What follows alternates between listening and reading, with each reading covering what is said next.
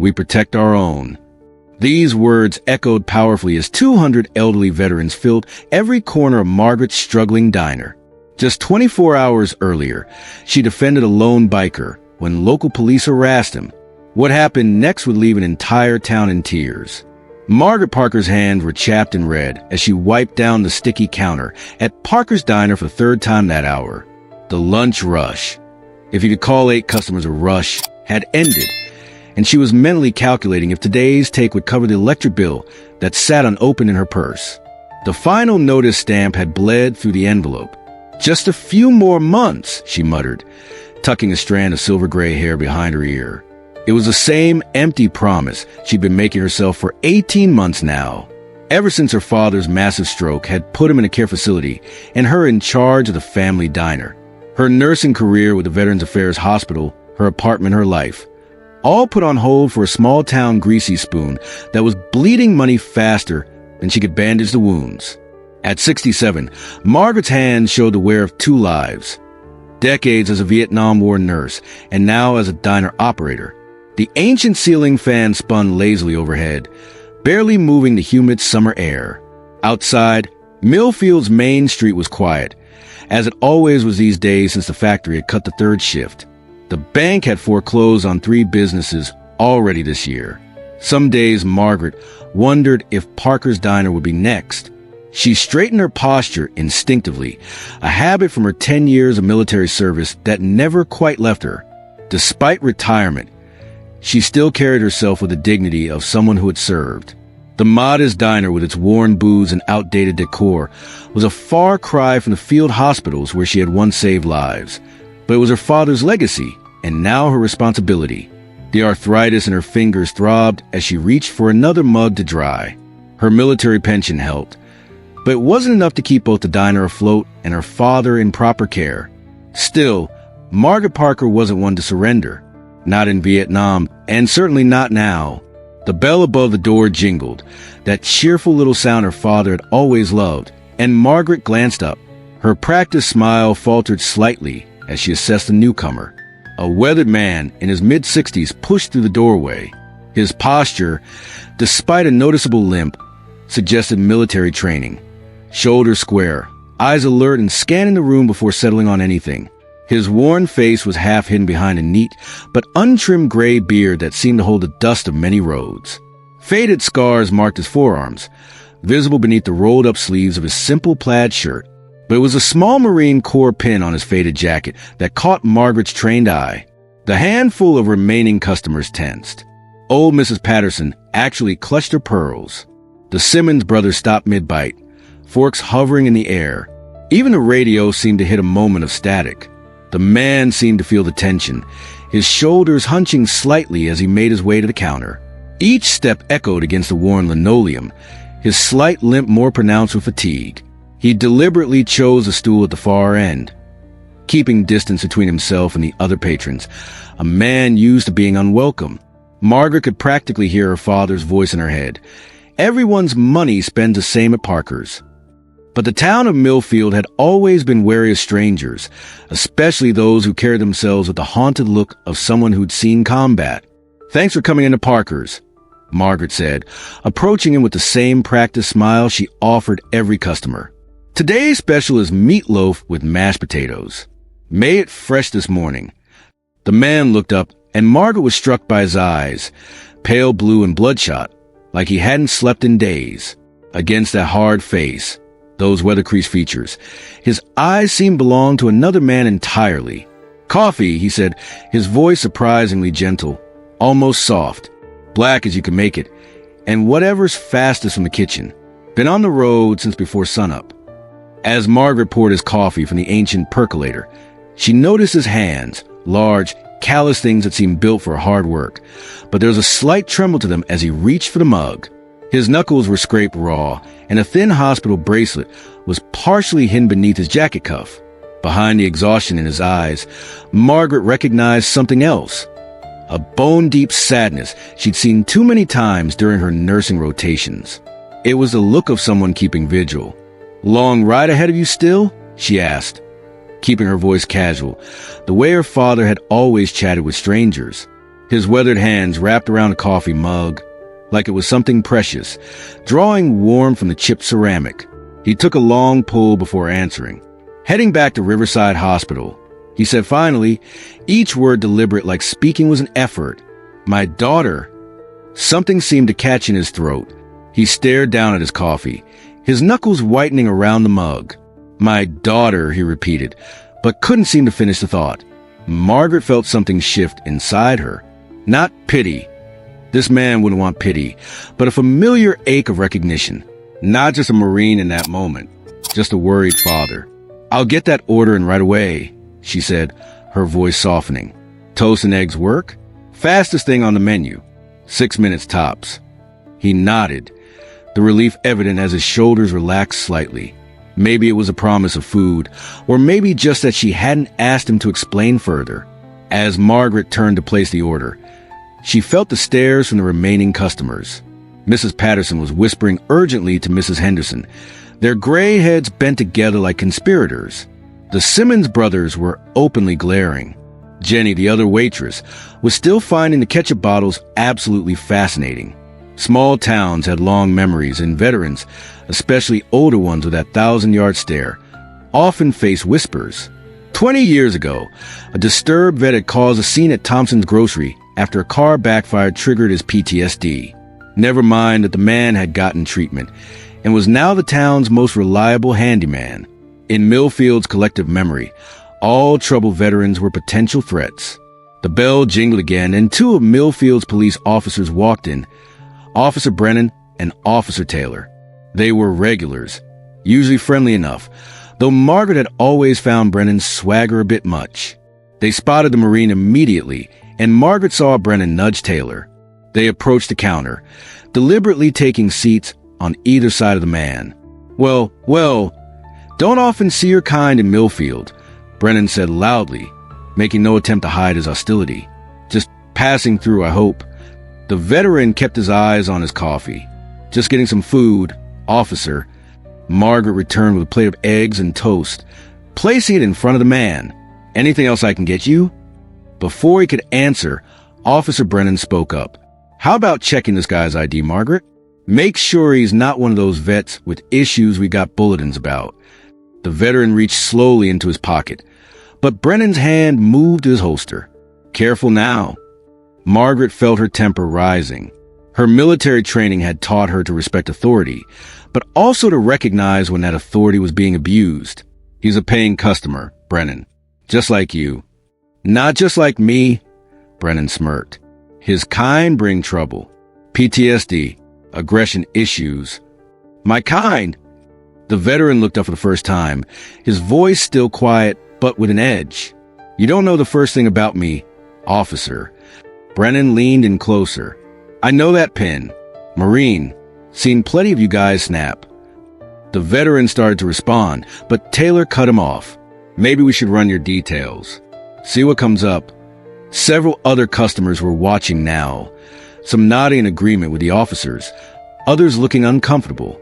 The veteran put his fork down. Look, I'm just trying to get some food before I visit my daughter at Riverside. His voice caught slightly. She's not doing well. Oh, I'm sure, Brennan laughed. The old sick family member excuse. Classic. Something in Margaret snapped.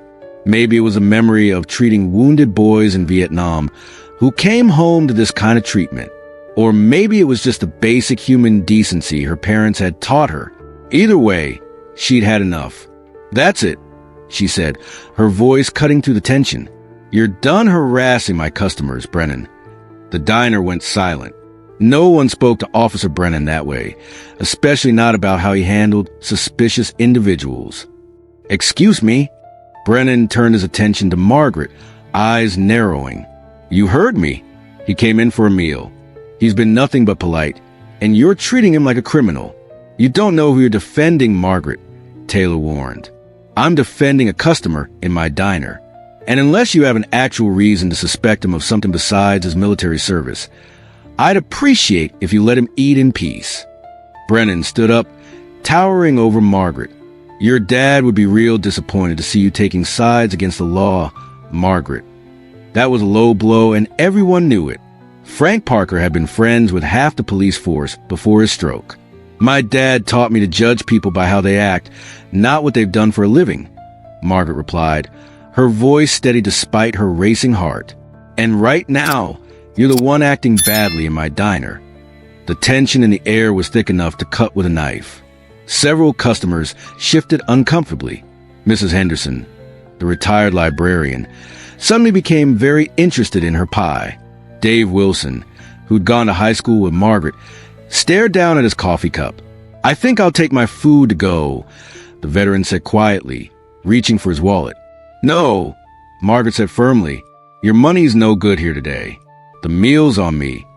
The veteran looked at her with surprise, genuine gratitude flashing across his face. Brennan's face flushed deep red. "You're making a mistake, Margaret.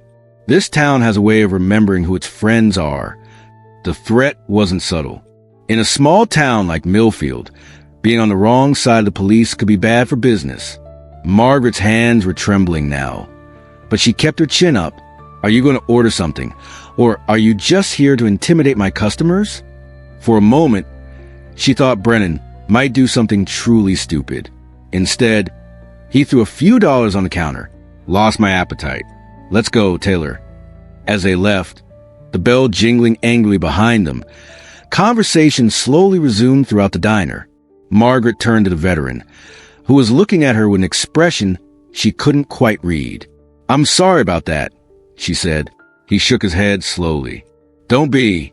Not many people would have done what you just did." He paused, studying her face. "Name's James. James Miller." "Margaret Parker." "Thank you, Margaret Parker." He ate quickly after that, and when he finished, he left a $20 bill on the counter despite her protests. "For your dad," he said simply before heading out the door. Margaret tried to put the ensign behind her, but the stares from the other customers told her it wouldn't be that simple. By closing time, she'd overheard enough whispered conversations to know the story was spreading through town like wildfire. That night, as she sat by her father's bedside at the Millfield Care Center, she told him about her day. "I don't know if I did the right thing, Dad," she said, even though his stroke had left him unable to respond. "But I couldn't just stand by." Her father's eyes seemed to hold approval, but maybe that was just what she wanted to see. The next morning, Margaret arrived at the diner early as usual. What wasn't usual was the close until further notice sign someone had taped to her window overnight. Beneath it, scrawled in red marker, "No vet lovers in Millfield." Margaret ripped the sign down, her hands shaking with anger. Inside, nothing seemed disturbed, but the message was clear enough. The breakfast rush was noticeably lighter than normal. By lunchtime, it was obvious that word had spread. The diner that usually buzzed with conversation and clinking silverware was eerily quiet, with only a handful of regulars braving the apparent boycott. Old Mrs. Henderson came in for her usual tuna sandwich, patting Margaret's hand sympathetically. "This will blow over, dear. Small towns have short memories when they want to." Dave Wilson and his wife came by too, deliberately sitting at the window table where they could be seen from the street. "Hell with them," Dave said, louder than necessary. "Best coffee in town is still the best coffee in town." But these small gestures of support weren't enough. Margaret did the math in her head. Another week like this, and she wouldn't make rent. Around 2 o'clock, with the diner empty, Margaret allowed herself a rare moment to spare. She leaned against the counter, fighting back tears. The diner wasn't just a business. It was her father's legacy. The place where she'd grown up learning to count change and wipe tables. Now it might all disappear because she'd stood up for a stranger. The familiar jingle of the bell interrupted her thoughts. Margaret quickly wiped her eyes, putting on her professional smile. A man in his 70s stood in the doorway, dressed in a simple flannel shirt and khakis. The only hint of his military background was a small Army veteran pin on his jacket lapel. Behind him was a woman about the same age, her long gray hair pulled back in a neat braid. "Margaret Parker?" the man asked. Margaret nodded, suddenly nervous.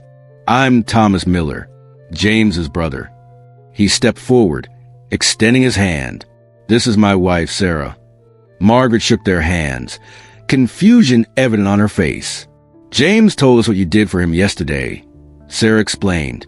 "He would have come himself, but he's still at the hospital with Jessica. That's his daughter." "How is she?" Margaret asked.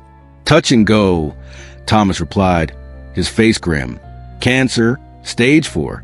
They're trying experimental treatment at Riverside. Last chance kind of thing." Margaret's heart sank. "I'm so sorry." "James said you were kind to him when not many would be," Sarah continued. "Said you stood up to those cops like you've been doing it all your life." Margaret shrugged, embarrassed. Anyone would have done the same. Thomas shook his head. "No, they wouldn't. And from the looks of this place, you're paying for it now." Margaret couldn't deny it. The empty tables spoke for themselves. "We wanted to thank you properly," Sarah said, reaching into her purse. "I don't need money," Margaret said quickly, her pride flaring. Thomas held up his hands. "Wouldn't dream of offering, but we thought maybe we could send some business your way." Before Margaret could ask what he meant, the rumble of car engines filled the air. Not just one or two, but dozens, growing louder by the second. Margaret moved to the window, her eyes widening as car after car appeared on the street outside her diner. Sedans, trucks, a few old military-style jeeps.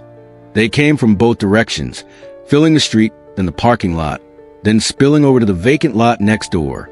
There had to be at least 100, no, 200 vehicles. Men and women emerged from the vehicles, most in their 60s and 70s, some even older. Many wore simple caps or jackets with military branch insignias, Army, Navy, Air Force, Marines. They dismounted in waves, many moving slowly, some with canes or walkers, stretching after what must have been a long drive. What is this?" Margaret asked, her voice barely audible above the commotion outside. Thomas smiled. "James reached out to the Veterans Association chapters last night, told him about a diner owner who showed him respect when he needed it most. Word travels fast in our community. But there must be over 200 people out there. 217 by my last count," Sarah corrected with a smile. "And they've all been driving since dawn. I imagine they're pretty hungry." As if on cue, the bell jingled, and the first group of veterans entered. They were polite, almost deferential, greeting Margaret with respect before taking seats.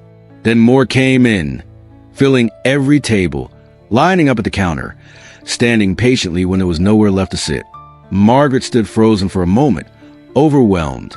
A tall, thin man with a full white beard approached her. "You must be Margaret. I'm Marcus, president of the Riverside Veterans Association. James is one of ours." He extended a gnarled hand, which Margaret shook automatically. "Hope you don't mind us dropping in like this." I don't think I have enough food," Margaret admitted. Marcus laughed. "Already taken care of. Sarah called ahead to your suppliers. Got a big delivery coming in 20 minutes. Don't worry about the cost. It's covered." Margaret looked around in disbelief as her diner, which had been a ghost town moments before, now buzzed with life. The veterans were ordering coffee, water, whatever she had ready, all paying in cash, all leaving generous tips. "I don't understand," she said to Marcus. "You did all this for me?" "Because of what happened with James." Marcus's expression grew serious. People see veterans, especially older ones like us, and they think they know who we are. Most times, they treat us like we're either broken or dangerous. James was on his way to maybe say goodbye to his daughter, and those cops were giving him grief just because of his service history. He paused, looking around the diner. "What you did, standing up for one of our brothers when it wasn't the easy thing to do, that means something to us." Outside, the arrivals continued as more veterans showed up. Across the street, Margaret could see people gathering on the sidewalk, watching in amazement. She even spotted Officer Taylor among them, radio in hand, looking utterly bewildered. The bell above the door jingled again, and Margaret turned to see a familiar face. James Miller stood in the doorway, looking tired but somehow lighter than he had the day before. "Hope you don't mind me bringing a few friends," he said with the ghost of a smile.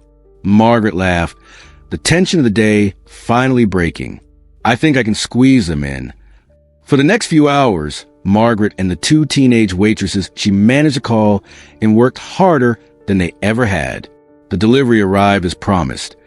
Enough food to feed an army of hungry veterans. Every table was full, with customers rotating out so new arrivals could eat. The cash register filled and had to be emptied twice. Word spread through town, and slowly, cautiously, some of the regular customers began to appear. They stood awkwardly at first, clearly intimidated by the sea of military caps and pins, but the veterans made room, sharing tables, striking up conversations. Mrs. Henderson ended up deep in conversation with a veteran grandmother about their shared experiences as nurses. Dave Wilson discovered that one of the visitors was a fellow Vietnam veteran. The high school principal found himself discussing educational reform with a veteran who turned out to be a retired teacher. By sunset, the impromptu gathering had evolved into something like a community festival.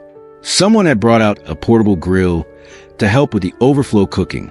Music played from car stereos. Children from the neighborhood had ventured closer, listening in awe to the stories the older veterans shared. In the midst of it all, Margaret found a moment to pull James aside. "How's your daughter?" "Jessica, right?" James's face brightened. "That's actually why I could make it today. Doctor called this morning. The treatment, it's working. Early days, but her numbers are better." His voice caught. "First good news we've had in months." Margaret impulsively hugged him, and after a moment of surprise, he hugged her back. "She wants to meet you," James added when they separated. "The woman who stood up for her old man. Told her you reminded me of her. Tough. Doesn't take any nonsense." "I'd like that," Margaret said, meaning it. As the evening wound down, Marcus called for everyone's attention. The diner fell silent, conversations pausing mid-sentence. "I want to thank Margaret Parker for her hospitality today," he announced, his deep voice carrying easily through the diner. "And I want to make something clear to everyone in Millfield. Parker's Diner is under protection of the Veterans Association from this day forward." A cheer went up from the veterans, which means, Marcus continued, "we'll be making this a regular stop on our meetings, and we'd take as a personal affront if anyone in this town gave Miss Parker any trouble about who she chooses to serve in her establishment." He fixed his gaze on Officer Taylor, who had eventually ventured inside and was now sitting uncomfortably in a corner booth. Taylor seemed to shrink under Marcus's stare. "Are we clear?" Marcus asked. Taylor nodded quickly. "Good." Marcus smiled, transforming his intimidating face. "Now, who's ready for pie?" "I hear Margaret's apple pie is the best in 3 counties. Another cheer, and the conversations resumed. Later that night, after the last of the veterans had departed with promises to return soon, Margaret locked up the diner and counted the day's receipts. It was more money than she'd made in the past 2 weeks combined. But more than that, something had changed in the air of Millfield. She could feel it as she walked to her car. The town that had been ready to ostracize her that morning had been given a glimpse behind the aged faces and military pins, had seen the humanity in people they'd been taught to fear. As Margaret drove to the care center to see her father, she couldn't help but smile at the irony. In standing up for one stranger, she'd gained hundreds of friends, and maybe, just maybe, helped a small town expand its understanding of what it means to judge someone by how they act, not what they've done or where they've been. The next morning, Margaret arrived at the diner to find a package leaning against the door. Inside was a beautiful shadow box containing a folded American flag with a card that read, "For veterans who stand up for each other," and signatures from dozens of yesterday's visitors. Pinned to it was a note in rough handwriting. "For the bravest diner owner we know, Jessica's doing better. She still wants to meet you. James." Margaret hung the shadow box behind the counter, right next to her father's old apron. When Officer Brennan came in for coffee an hour later, unusually subdued and polite, Margaret served him with the same smile she gave every customer. After all, her father had taught her to judge people by how they act, not what they wear. And sometimes it took a diner full of veterans to remind a town what that really meant.